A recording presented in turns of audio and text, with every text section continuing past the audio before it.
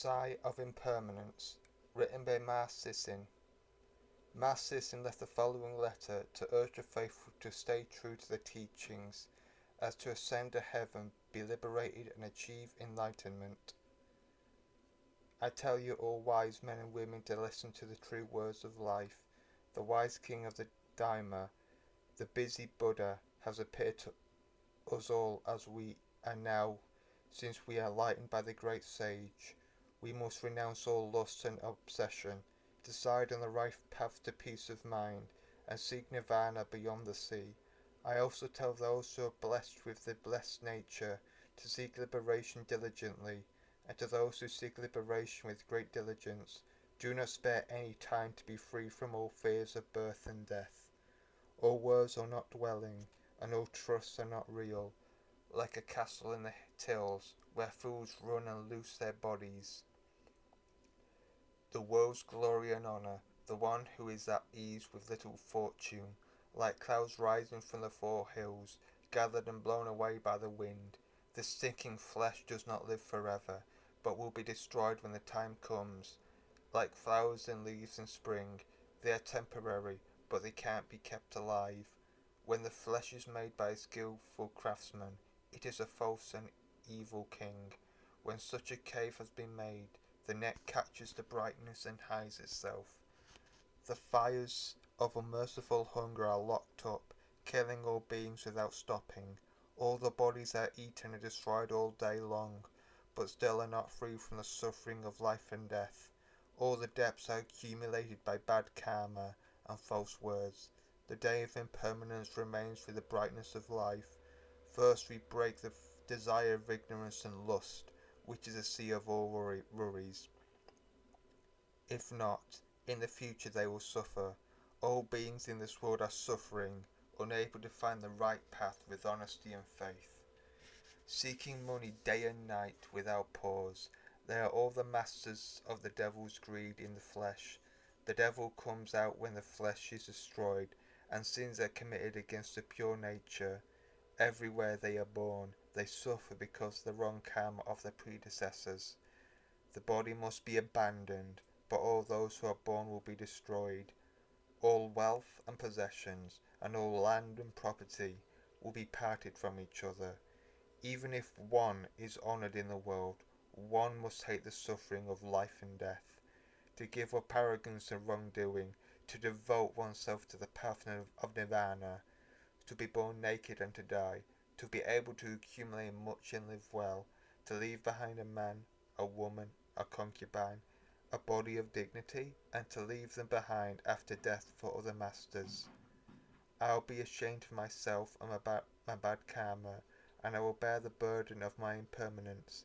I have been given up by the King of Equality, but I am worthy of the suffering of life and death. The Demon King has taken over the body. I may be sent to hell, or burned, or imprisoned with demons in eternal hell. They sing, dance, and play all kinds of music, eat all kinds of food, and build their homes. All are like dreams, but they are not. All the temporal relatives of the world are akin to a guest house. At dusk they all stay together, and at dawn they leave and return home. Wives, concubines, and men are like debtors. All are violated by the past. They are also merciful and resentful thieves. The flesh-eating sentient beings are like tombs, and no different from the bottomless pit, killing countless sentient beings in vain to provide for the three poisons and the six thieves. The Buddha's nature is closed to the world. There is no time when greed, hunger, and fire do not cook each other. The world is a strong force of gradual evils, and there is no joy in the control of the upper and lower classes. All beings are only poor and miserable, and the rich are driven by the devil without stopping. Those who practice goodness are few and far between, and those who create evil are boundless. The demons of greed and lust are burning, and even when they meet a good cause, they retreat. I have no shame or fear, I have peace and light. All sentient beings are covered by ignorance, and do not diligently cultivate the true path. They slander the Buddha and destroy the Dharma, but do not protect the true monks. You, Wise ones, observe carefully who makes the great and small realms. What is the cause of the creation of the world? All sentient beings, all forms, where the world becomes or fails, such are the seekers of the world, and where do all things belong? The interview of good karma is open to all the nature of the world. Those who seek its liberation, be aware and considerate. Give alms and fast and chant diligently, and take the precepts with wisdom and distinction.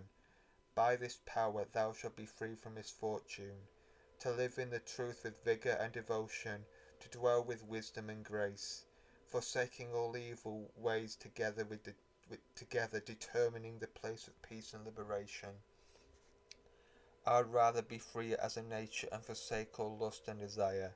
The impermanence of the world comes upon us. The sun thinks carefully about the world, and there is nothing to be found in it. There are no relatives, men, women, or concubines that are not replaced by the same day. There is only the reign of good and bad deeds, and the Buddha's nature will sit. All glory and precious toys must be abandoned on the day of impermanence.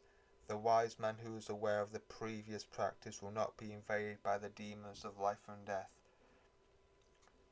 If you give up the glory of lust, you will be freed from the 3 poisons and 5 desires. May all hearts ascend to the right path and attain the pure land of nirvana.